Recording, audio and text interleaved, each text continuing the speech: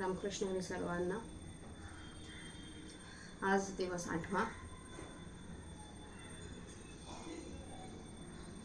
काल आपण ओवी क्रमांक 221 पर्यंत आलो होतो. आता तिथून पुढच्या ओव्यांचं पठण मी करते, तुम्ही ऐका. वक्रतुंड महाकाय सूर्यकोटी समप्रभा निर्विघ्नं कुरु मे देव सर्वकार्येषु सर्वदा. ओम हनुमते नमः. ओम कृष्णाय वासुदेवाय हरे परमात्मने प्रणतः क्लेशनाशाय गोविंदाय नमो नमः. तर आपण कालच्या भागात पाहिलं होतं की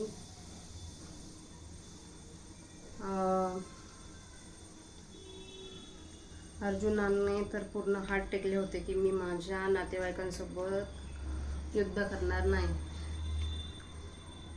त्याचं असं म्हणणं होतं की हे जर आपलेच आहेत तर मग आपल्या माणसांसोबत आपण का लढायचं, असा प्रश्न होता त्याच्यासमोर. आणि हे आपण आपल्या रोजच्या जीवनात पण असंच विचार करून आपण प्रत्येक गोष्टीमध्ये आपण माघार घेत असतो. त्याच्यावर आता श्रीकृष्ण इथून पुढं श्रीकृष्ण अर्जुनाच्या ह्या मनातल्या त्याच्या मनात जे युद्ध चालू झालं होतं आता की आपण आपल्या नातेवाईकांसोबत का लढायचं, कशाला त्यांना मारून आपल्याला काय मिळणार, कोणतं असं सुख आहे की ते त्यांच्या मरणाने आपल्याला भेटेल, की आपल्याला राज्य आपण जिंकल्याने आपण सुखी होऊ, असं त्याच्या मनाचं जे युद्ध चालू झालं. तर त्याला श्रीकृष्ण जे उत्तर देतात त्याच्यामध्ये पूर्ण भगवद्गीता समाविष्ट होते. म्हणजे भगवद्गीतेचा उगम कुठून झाला, या अर्जुनाच्या मनातल्या प्रश्नाने झाला. म्हणजे माणसाचे मन शांत करायला, त्याला स्थिरत्व प्राप्त व्हायला शेवटी त्याला देवाच्या सानिध्यात जावं लागतं. कोणती वस्तू, व्यक्ती किंवा भौतिक साधनं यांच्या आहारी जाऊन आपल्याला सुख प्राप्त होत असं आपल्याला वाटतं, पण ते वरवरचं असतं. सो मला असं वाटतं की आता इथून पुढं भगवद्गीता खरी चालू होईल. आता जे श्रीकृष्ण सांगतो अर्जुनाला ते आता इथून पुढं आपण प्रत्येक अध्याय मागोमाग ऐकणार. त्याच्यामध्ये येणार कर्मयोग, भक्तियोग, अजून बरेच प्रकारचे अध्याय पूर्ण 18 अध्यायामध्ये अर्जुनाने सांगितले आहेत. तर झालेला ही प्रस्तावना, ही मी आता जी सांगितली ती प्रस्तावना आहे पूर्ण भगवद्गीतेची. हे माझं आकलन आहे किंवा मी आतापर्यंत जे ऐकलं त्याच्यातून माझ्या मनात आलं आणि मी तुमच्या समोर मांडलं. तर ते साक्षात परमेश्वरालाच माहिती किती बरोबर आहे आणि किती रॉंग आहे. सो जे बरोबर आहे ते तुम्ही घ्या आणि जे चुकीचं आहे ते सोडून द्या.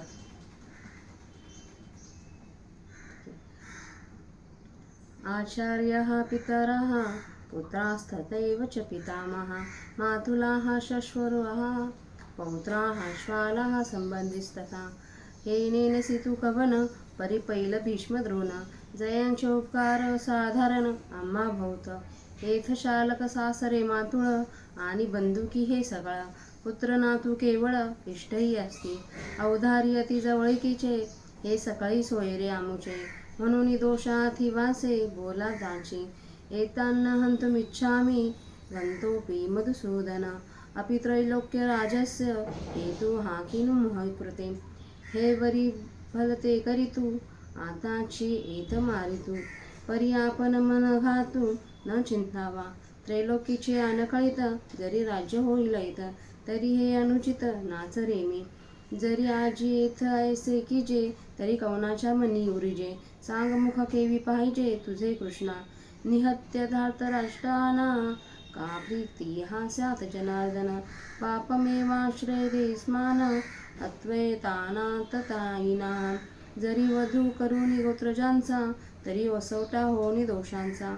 मत्र जोडीला असा तू हत्तींचा, दोरी होसी कुळहरणी पातके. ये अंगी जडती अशेके, तै वेळी तू कवनेके देखावासी. जैसे उद्यान माझी अनळू, संचारला दुखुनी प्रकळू. मग क्षणीभर कोकळू स्थिर नोही, सकर धर्म सरोवरू अवलोकोनी चकरू. न सेवितो अभेरू करोनी निघे, तयापरी तू देवा मज सको न येसी मावा. जरी पुण्याचा ओलावा नाशी जैला, तमन्ना हारावयं हंतुं धार्तराष्ट्रान् स्वबांधवान्. स्वजनं हि कथं हत्वा सुखी नाह स्याम माधव. म्हणून मी हे न करी, ये संग्रामी शस्त्र न धरी. हे किराळ भूत परी दिसतसे, तुझसी अंतराय होईजे. मग सांगे आमचे काय उरेल, तेने दुःख हिये फुटेल.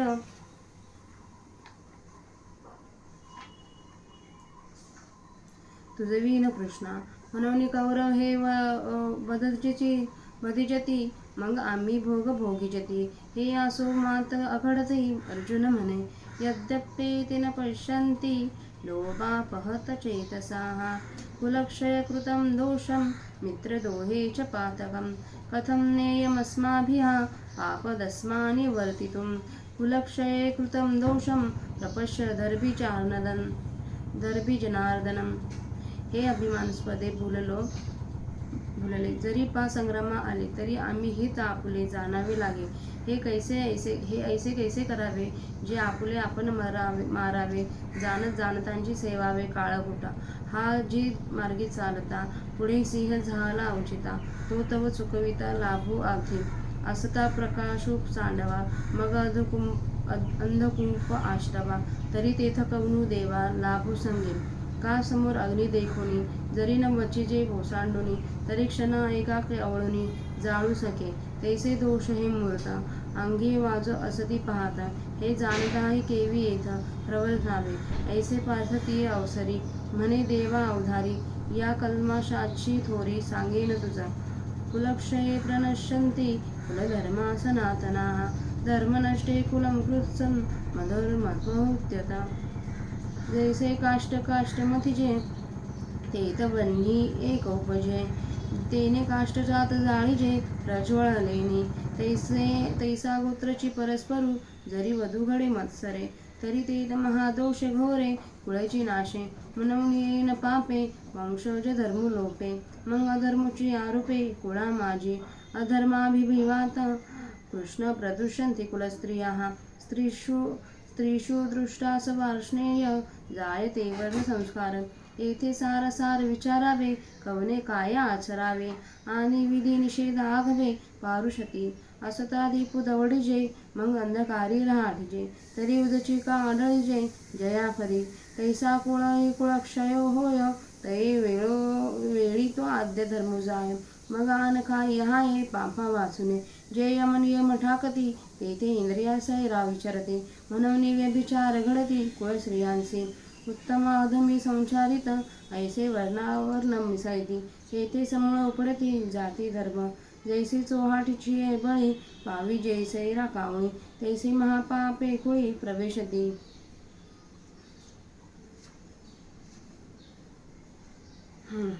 तर आता या झाल्या श्लोक आणि त्याच्या संस्कृत मधल्या ओव्या. आता त्यांचा मराठीत अर्थ बघूया.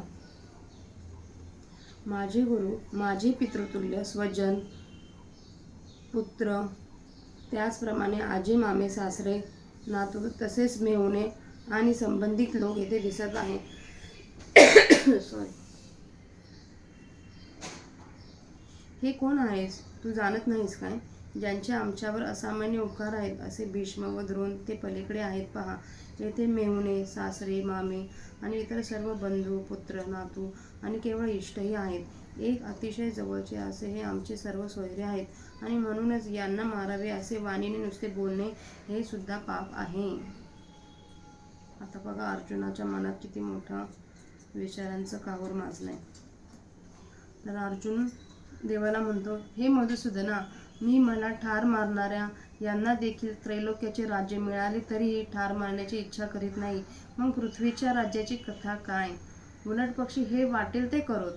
आत्ताच पाहिजे तर आम्हास येथे मारीत, पण आम्ही यांच्या घाताची गोष्ट मनात आणणे बरे नाही. किती ते अर्जुनाचं स्नेह उत्पन्न होत झालाय आपल्या नातेवाईकांचाही. आणि प्रत्येकाच्याच जीवनात आपण या गोष्टीतून जात असतो. पण तुम्ही ते अर्जुन आहेत आणि आपण सर्वसामान्य जीव. तरी ऐका पुढं. त्रैलोक्याचे समग्र राज्य जरी येथे मिळणार असेल तरी हे अयोग्य काम मी करणार नाही. जर आज आम्ही येथे असे केले तर मग आमच्या विषयी कोणाच्या मनात आदर राहील? आणि मग कृष्णा सांग, तुझे मुख कसेचे दिसणार? हे जनार्दना, धृतराष्ट्राच्या पुत्रांना मारून आमचे काय प्रिय होणार?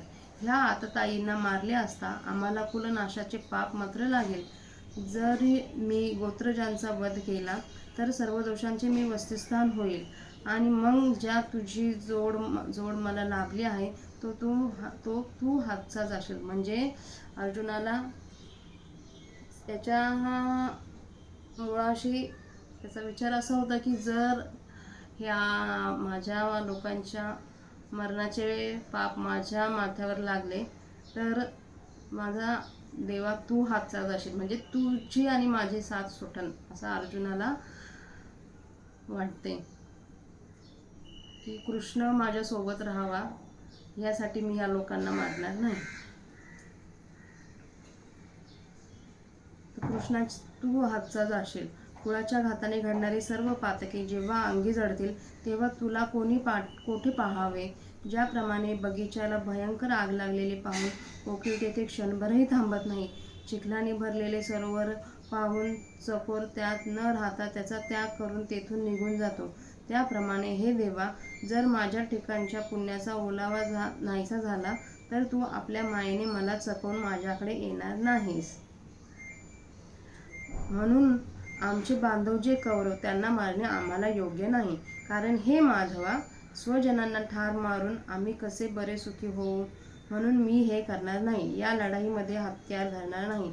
कारण हे युद्ध अनेक प्रकारांनी निंद्य दिसत आहे. तुझ्याशी ताटातूट होईल कृष्णा. तू माझ्या हातून निसटून जाशील तर मग सांग आमचे काय राहिले? हे कृष्णा, तुझ्या वाचून त्या दुःखाने आमचे हृदय दुभंग होईल. एवढ्याकरिता कौरव मारले जावेत आणि आम्ही भोग भोगावेत हे राहू दे. ही गोष्ट घडणे अशक्य आहे असे अर्जुन म्हणाला श्रीकृष्णाला.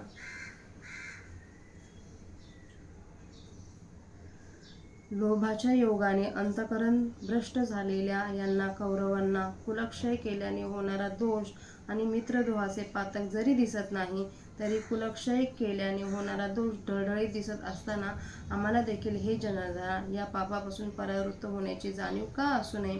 हे कौरव अभिमानाच्या मदाने बहुकून जाऊन जरी लढण्याकरिता आले आहेत तरी पण आम्ही आपले हित कशात आहे हे पाहिले पाहिजे. आपलेच आप्तसंबंधी आपण मारावे? हे असे भलतेच कसे करावे? जाणून बुजून कालकूट कसे घ्यावे? महाराज, रस्त्याने चालले असता अकस्मात सिंह आडवा आला तरी त्याला चुकवून जाण्यातच हित आहे.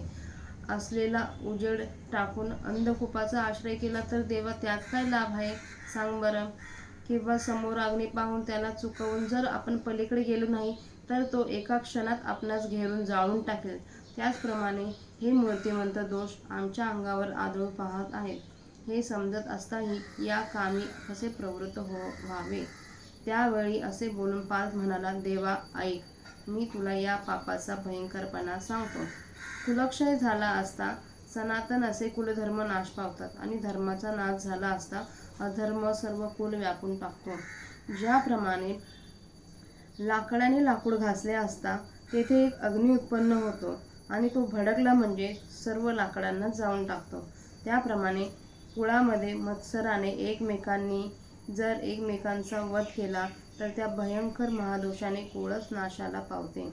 म्हणून ह्या पापाने वंशपरंपरागत असलेल्या धर्माचा लोप होतो आणि मग कुळामध्ये अधर्मच माजतो. अधर्माने कुळ व्यापल्याने हे कृष्णा कुलस्त्रिया बिघडतात. हे वार्ष्णेया स्त्रिया बिघडल्याने वर्णसंकर होतो. बघा आता अर्जुन श्रीकृष्णाला काय सांगतोय तेथे सारासार विचार कोणी कशाचे आचरण करावे आणि कर्तव्य काय अकर्तव्य काय या सगळ्या गोष्टी लोप पावतात. जवळ असलेला दिवा मालवून मग अंधारात वावरू लागले तर चांगल्या जागीही ज्याप्रमाणे अडखळण्याचा प्रसंग येतो त्याप्रमाणे ज्यावेळी कुलक्षय होतो त्यावेळी कुळात पहिल्यापासून चालत असलेल्या धर्माचा लोप होतो. मग तेथे पापापासून दुसरे काय असणार. ज्यावेळी इंद्रिये व मन यांचा निग्रह थांबतो त्यावेळी इंद्रिय स्वैर सुटतात. म्हणून कुलीन स्त्रियांकडून व्यभिचार घडतो. उच्च वर्णाच्या स्त्रियांचा नीच वर्णाच्या लोकांसंचार होतो. अशा रीतीने वर्णसंकर होतो व त्यामुळे जाती धर्म मुळापासून उखडले जातात. ज्याप्रमाणे चव्हाट्यावर ठेवलेल्या बळीवर चारी बाजूने कावळे येऊन पडतात त्याप्रमाणे महापापे अशा कुळात शिरतात.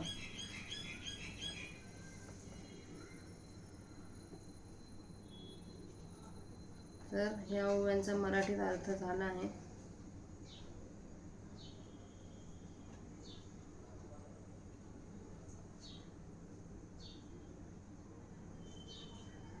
तर अशा प्रकारे